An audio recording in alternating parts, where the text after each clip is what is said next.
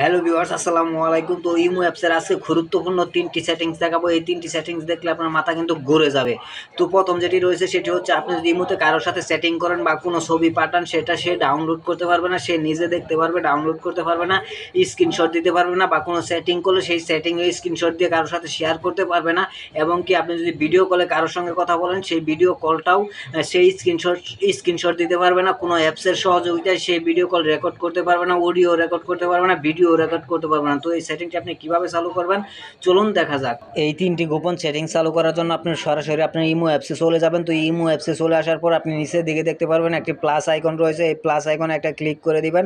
তো এই প্লাস আইকনে ক্লিক করার পরে যে মোর পেয়ে যাবেন, মোরে একটা ক্লিক করে দিবেন। তো মোরে ক্লিক করার পর আপনি সেটিংসে চলে আসবে। তো আপনি এখানে প্রথমেই দেখতে পাবেন সিকিউরিটি প্রাইভেসি। তো এই সিকিউরিটি প্রাইভেসির উপর একটা ক্লিক করে দিবেন। তো সিকিউরিটি প্রাইভেসির উপর ক্লিক করার পর আপনি প্রথমেই যে অপশনটা দেখতে পাচ্ছেন, চ্যাট কল অ্যান্ড প্রাইভেসি।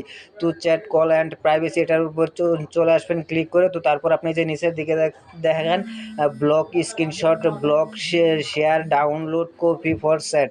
তো ব্লক স্ক্রিনশট, তো এই তিনটি অপশন আপনি দেখতে পারবেন যে এখানে আমার কিন্তু চালু করা আছে। এই 3টি অপশন আপনি চালু করে দিবেন, তাহলে আপনার ইমোর কেউ স্ক্রিনশট দিতে পারবে না, বা কারোর সাথে কথা বলে সেটাও রেকর্ড করতে পারবে না, কারোর সাথে ভয়েস সেন্ড করলে সেটাও কারোর সাথে শেয়ার করতে পারবে না। তো অবশ্যই ভিডিওতে একটি লাইক দিবেন।